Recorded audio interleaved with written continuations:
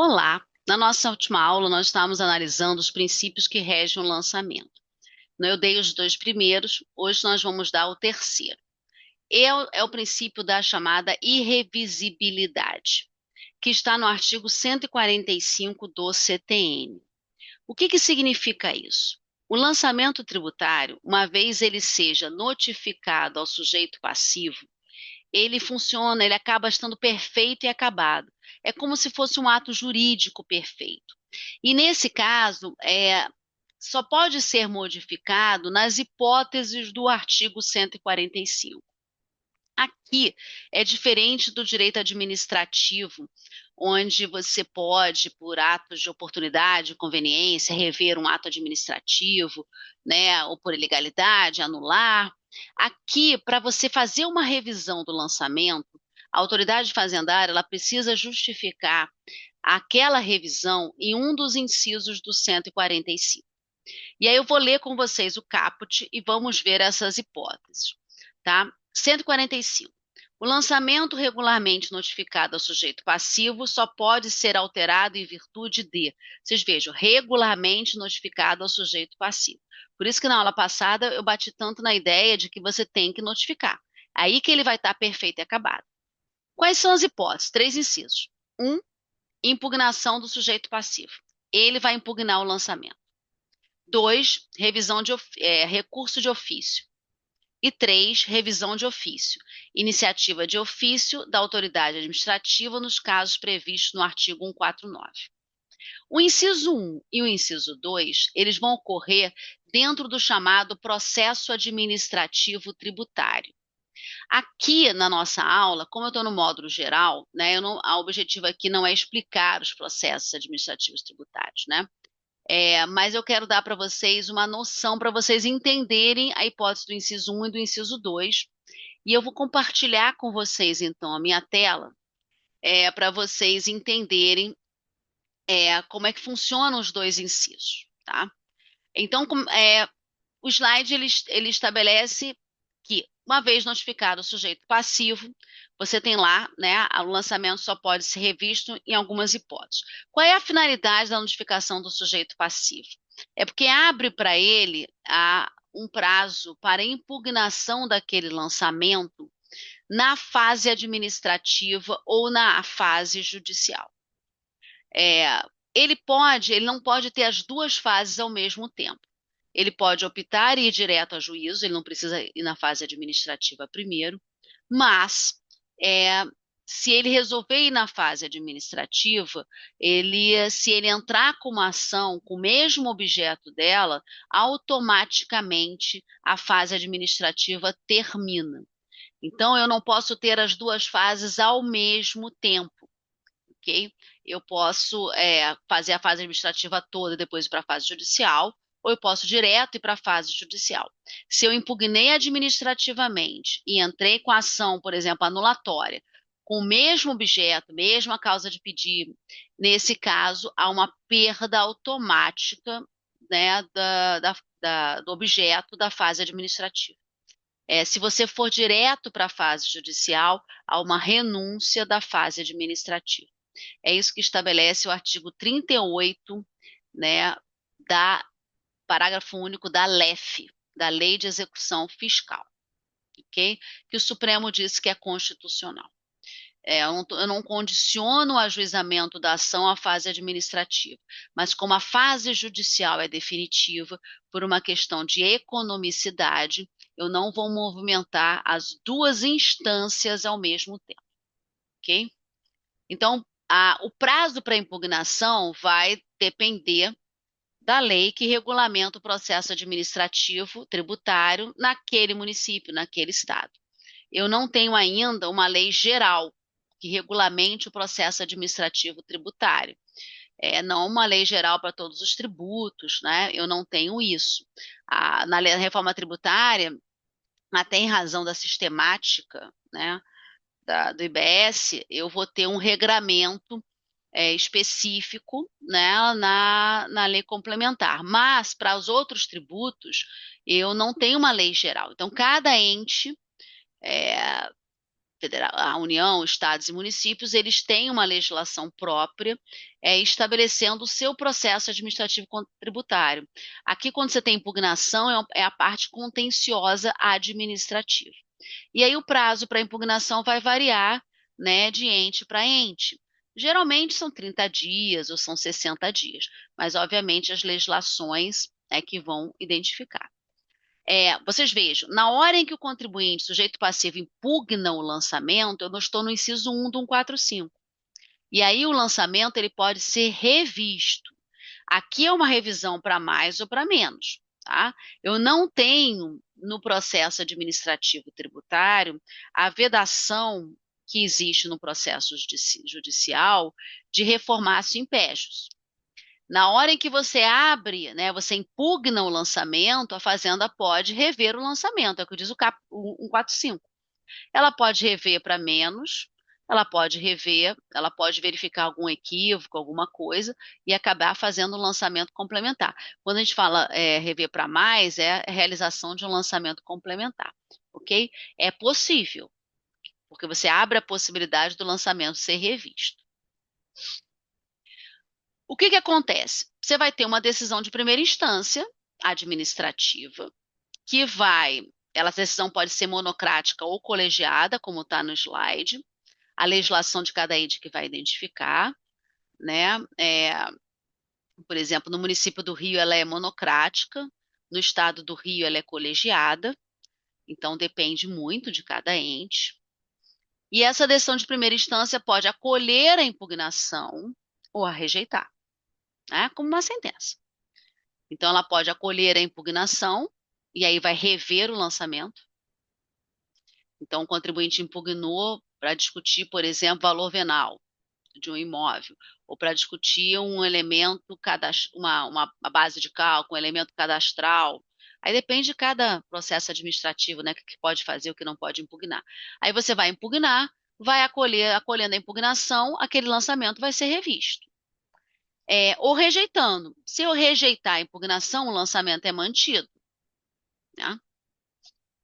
Dessa decisão de primeira instância, seja acolhendo, seja rejeitando, as legislações em geral, estou falando em geral porque, né, são 27 estados e Distrito Federal e são 5.500 municípios, né? Então, em geral, elas prevêem um recurso voluntário ou um recurso de ofício. Tá? Eu não estou tratando aqui da reforma tributária, tá? A IBS é uma sistemática diferente. Estou falando dos tributos de um modo geral, que não seja IBS e CBS, tá? Estou tratando de uma forma geral. Recurso voluntário ou de ofício. O voluntário é interposto pelo contribuinte, né? De uma decisão que rejeitou a sua impugnação em primeira instância, então ele recorre voluntariamente. E o recurso de ofício é interposto pela autoridade administrativa quando ele acolhe a impugnação. O recurso de ofício, que também é chamado de remessa ex officio, é a ideia do duplo grau obrigatório de jurisdição na fase judicial. É a mesma coisa, tanto é que o duplo grau obrigatório de jurisdição era chamado de remessa ex officio. É exatamente a autoridade, só que aqui é administrativa, a autoridade de primeira instância, ele acolhe a impugnação no todo ou em parte, e ela submete a sua instância superior, submete à segunda instância. Aquela decisão, ela só produz efeitos, como acontece no duplo grau, quando ela é confirmada por uma decisão de primeira instância, ok? Geralmente, a segunda instância, geralmente, composta por um órgão colegiado, né, geralmente paritário, né, na reforma tributária teve muita essa discussão, porque geralmente os que nós tínhamos antes eram órgãos colegiados paritários, com representantes dos contribuintes e das fazendas, que são chamados de conselho de contribuintes. Então, no município do Rio é um conselho de contribuintes. Eu sou membro suplente do Conselho de Contribuintes do Rio, eu sou representante da Fazenda, né? E no estado do Rio também é Conselho de Contribuintes, mas tem os mais diferentes nomes, né? E na área federal é o CARF, tá? Você tem chamar, alguns casos, os órgãos colegiados são chamados de conselhos, de câmaras, a recursais, aí depende muito, né, da legislação de cada um dos entes. Em geral, o órgão de segunda instância é colegiado e é paritário. Em geral, ok? É, no artigo 145, inciso 2, ele fala de recurso de ofício, que é exatamente esse aqui. Vocês vejam, seja a impugnação, seja o recurso de ofício, nos dois casos você pode ter revisão do lançamento, né? Apesar do inciso 2 só fazer referência a recurso de ofício, o entendimento pacífico é que o recurso voluntário, por uma razão bem óbvia, né, também gera a possibilidade do lançamento ser revisto. Né? Então, não é só o de ofício, é um recurso também, é qualquer recurso para uma instância superior, seja ofício, seja voluntário. Ok? É, tem algumas legislações municipais e estaduais, eu não tenho isso na área federal, mas algumas legislações municipais e estaduais, é o caso do município do Rio e é o caso do estado do Rio, que tem uma instância especial. Aqui no município do Rio, ela é chamada de, o recurso chama especial. No caso do Estado, é um recurso hierárquico. É, geralmente, esse recurso ele é interposto de decisões do Conselho para o seu secretário, para o superior hierárquico. Por isso que é chamado recurso hierárquico, né? O que que acontece? E aqui é interessante, né? Apesar que a gente falar do CARF, de conselho, das pessoas às vezes mencionarem que eles são tribunais administrativos, apesar deles terem alguma autonomia, eles não são verdadeiros tribunais, porque eles compõem, né, a estrutura da Fazenda, seja da Secretaria Estadual, seja da Municipal, seja do Ministério da Fazenda.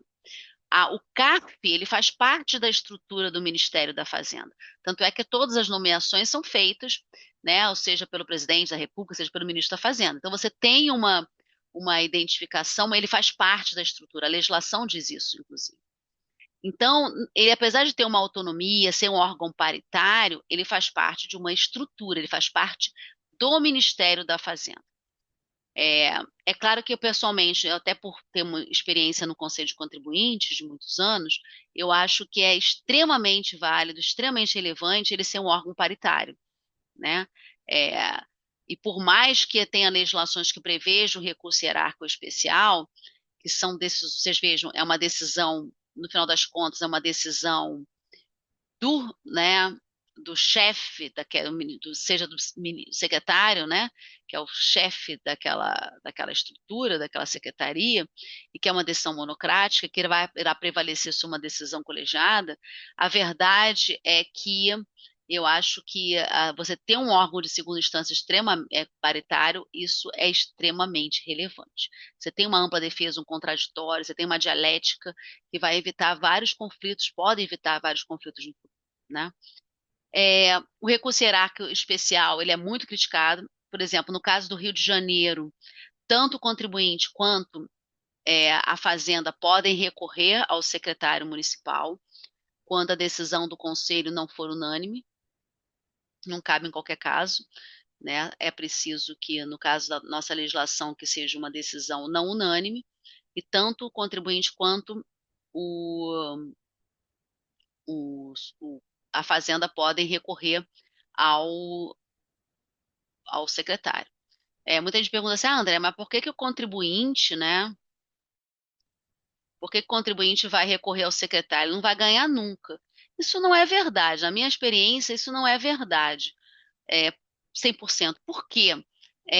Eu entendo por que que você acha isso, né? Mas porque no caso do Rio de Janeiro, o secretário municipal ele sempre ouve a PGM.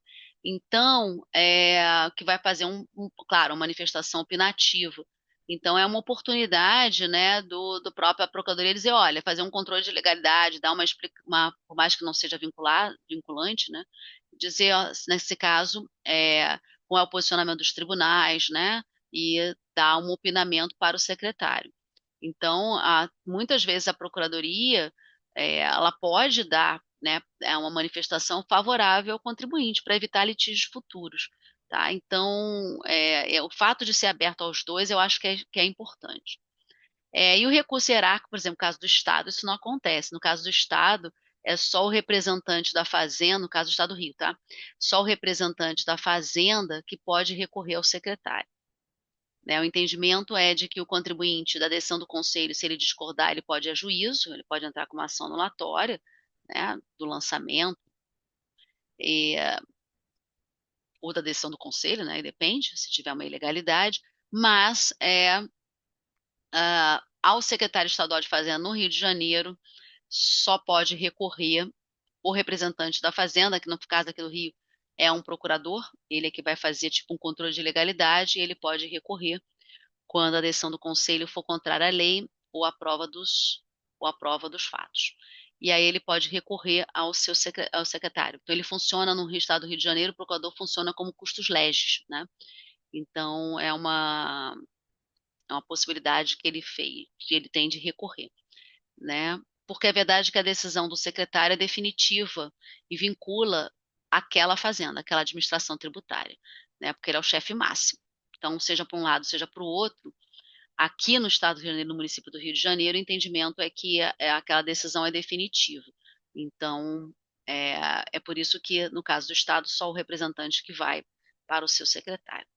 Esse recurso hierárquico, especialmente a lei do Estado do Rio de Janeiro, chegou a uma discussão muito grande quanto à constitucionalidade, chegou ao STJ, a controvérsia STJ, e o entendimento pacífico do STJ é no sentido, que é a posição também do TJ do Rio, que quando há previsão legal para o recurso hierárquico, para o recurso especial, eles são válidos.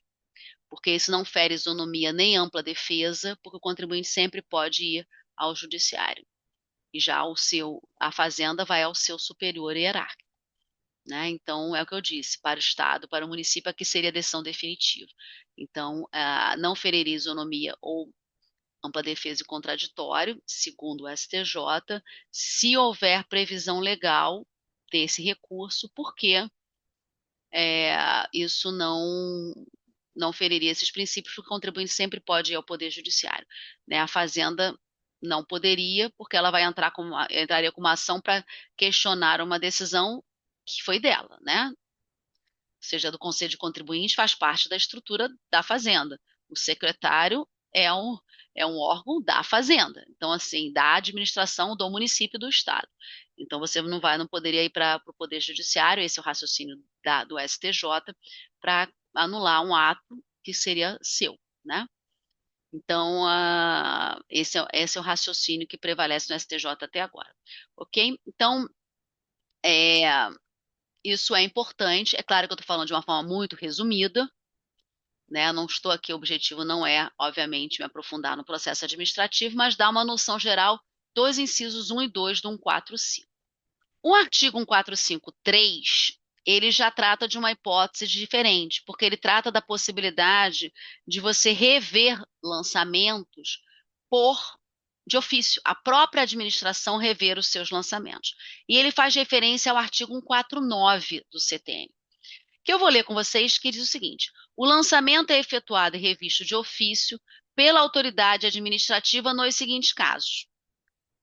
149 trata do lançamento de ofício e da revisão de ofício. E tem vários incisos. Depois leiam com calma os incisos. Vocês vão perceber que a maioria das hipóteses são casos onde você vai ter um vício, seja dolo, simulação, fraude, seja do fiscal, seja do contribuinte, seja do terceiro, né? São hipóteses onde geralmente tem má fé, né? Tem algum desses elementos que justifique. Pode ser por prática do fiscal, pode ser por prática do contribuinte, do responsável, pode ser por um terceiro em favor do contribuinte ou responsável. Um inciso que eu gostaria de destacar, porque é diferente, e é um inciso que na prática, para procuradorias, é o mais relevante, especialmente PGM, é o inciso 8º. Ele diz: o lançamento é efetuado e revisto de ofício pela autoridade administrativa nos seguintes casos. Inciso 8º. Quando deva ser apreciado fato não conhecido ou não provado por ocasião do lançamento anterior.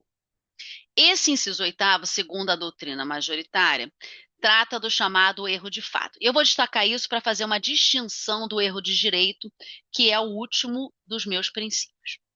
Aqui eu estou diante de um erro de fato, em relação a uma situação fática, que a fazenda não conhecia no momento do lançamento, e ela descobre depois. E aqui ela pode rever o lançamento. E aqui o interessante é, parágrafo único do 149.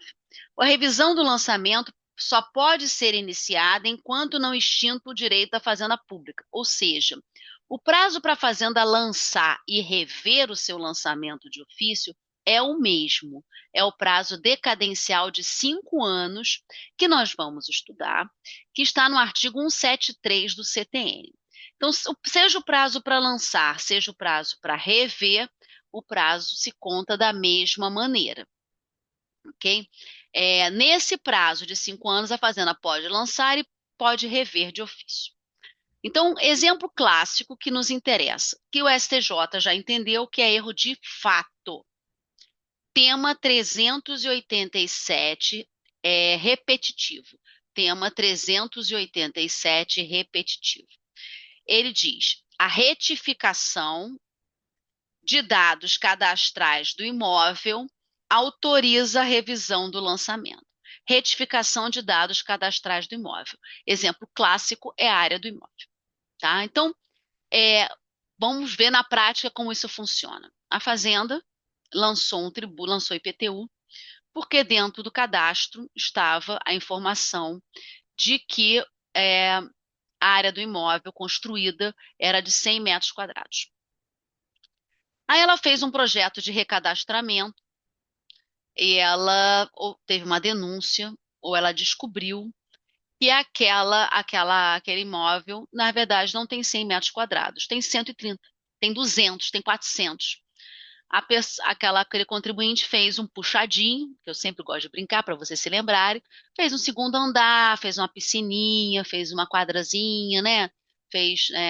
Construiu uma outra casa no mesmo terreno, aqui no Rio de Janeiro tem isso muito, né? Você tem lá um terreno único, aí construiu uma casinha, daqui a pouco construiu outra casinha, aí daqui a pouco fez um puxadinho, botou um segundo andar, um terraço, fechou o terraço, fez uma garagem, e nenhuma dessas alterações foi comunicada à Fazenda. Geralmente são obras irregulares, né? Nem tem licença de obra, não tem licenciamento, não tem nada, a pessoa vai construindo. Aqui no Rio de Janeiro tem muito isso. E aí você vai construindo. E aí um dia a Fazenda faz um projeto de recadastramento predial, ou teve uma denúncia, ou até a fiscalização urbanística foi lá e disse assim, olha, não pode, cadê a licença de obras? Cadê a construção? Essa construção é totalmente irregular. Mas para fins de IPTU, a partir do momento que, aqui na lei do município do Rio, que tem a BITS, ou a partir do momento em que aquela obra já tem, que é uma casa e já tem gente morando, tendo a BITS ou não tendo a BITS, ela pode, mesmo sendo irregular, é possível se cobrar IPTU. Né? Uma coisa é irregularidade administrativa, outra coisa é para fins de cobrança de IPTU, inclusive com predial. E aí a Fazenda vai lá e cobra isso, ó, era 100 metros quadrados, mas na verdade eu tenho 300 metros quadrados. Ela pode rever o lançamento, mesmo tendo tido pagamento. Porque a gente tem de ação, que eu já defendi o município em ações, dizendo assim, mas eu já paguei o imposto, já paguei a guia lá, o carnê do IPTU, sim, sem problema nenhum. A Fazenda, dentro do prazo de 5 anos, pode rever o lançamento. O que significa na prática rever lançamento de IPTU? Fazer um lançamento complementar, suplementar. As fazendas revêem lançamentos fazendo lançamentos complementares, suplementares. Vai cobrar diferença da área. E o STJ disse que isso é erro de fato. Sendo erro de fato, a Fazenda pode rever o lançamento dentro do prazo de 5 anos. Então, o que é isso? Ela faz revisão de lançamento passado. Então, dentro desses 5 anos, se o seu puxadinho já existia durante 4 anos, ela vai cobrar o IPTU de 4 anos. A diferença de 4 anos. Dentro do prazo de 5 anos, ela pode rever lançamentos e lançar diferenças, porque o prazo decadencial ainda está em curso. Então, é possível, mesmo, repito, você tenha feito pagamento, uma coisa não tem nada a ver. Se o crédito que você extinguiu foi o que ela lançou originariamente. Ela está te fazendo um lançamento complementar, um novo lançamento, lançando diferenças. É possível? É. Observado o prazo decadencial, é o que diz o parágrafo único, é possível. E a erro de área é erro de fato, admite revisão de lançamento para o passado. Tema repetitivo do STJ. Ok? Então, fechamos o terceiro princípio. Vamos para o último, que é o princípio da inalterabilidade dos critérios jurídicos, que está previsto no artigo 146. 146 trata do erro de direito. Então, deixa eu mostrar para vocês a diferença. Artigo 146 do CTN. A modificação introduzida de ofício ou em consequência de decisão administrativa ou judicial, inclusive alteração de critério judicial, por decisão judicial, nos critérios jurídicos utilizados pela autoridade administrativa no exercício do lançamento, somente pode ser efetivada em relação ao mesmo sujeito passivo quanto a fato gerador ocorrido posteriormente à sua introdução. Ou seja, quando você está diante de um erro de direito, você não pode rever lançamentos para o passado. Você só pode fazer lançamentos para o futuro, para novos fatos geradores. O que são isso? Critérios jurídicos adotados pela autoridade para fazer o lançamento. Casos mais comuns. A Fazenda interpretou a lei de uma forma e fez um lançamento com base naquela interpretação. Interpretação da lei é a hipótese mais comum de critério jurídico. Ela interpretou a lei de uma maneira e fez um lançamento dessa maneira. Posteriormente, ela mudou a sua interpretação. Ou veio uma decisão judicial e modificou a interpretação. Ela pode aplicar essa nova interpretação? Pode, mas para aquele sujeito passivo que ela já lançou, essa nova interpretação só pode ser realizada para fatos geradores futuros. Fatos geradores futuros. Eu não posso rever um lançamento para cobrar diferenças, com base em alteração de interpretação da norma. Outro exemplo muito comum de critério jurídico é quando você tem enquadramentos na norma. Então, deixa eu dar um exemplo que é da doutrina. IPI. IPI, você tem tabelas, né, do regulamento do IPI. Então, dependendo do enquadramento que você faça na tabela, se o produto é A, B ou C, as alíquotas variam. Os regimes de tributação variam. Então, se a Fazenda fez um lançamento enquadrando aquele produto como A, se depois ela fizer uma revisão de enquadramento, aquela revisão é possível? É. Mas em relação àquele sujeito passivo, vai valer para fatos geradores posteriores à alteração do enquadramento. Ok? Não é possível você fazer revisão de lançamento para o passado para lançar diferenças. Por isso, terminando a nossa aula, eu queria só destacar isso. Erro de fato quanto à situação fática que embasou o lançamento permite revisões de lançamento para o passado e lançamentos complementares ou suplementares com base no 149, inciso 8º. Se você está alterando o critério jurídico, interpretações, enquadramentos, que são os exemplos mais clássicos da doutrina e jurisprudência de erro de direito, você não pode rever lançamentos que já foram feitos. Você só lançando diferenças. Você só pode aplicar aquela nova interpretação para novos fatos geradores. Ok? Com isso, nós fechamos os princípios que regem o lançamento e na próxima aula nós vamos ver as modalidades de lançamento.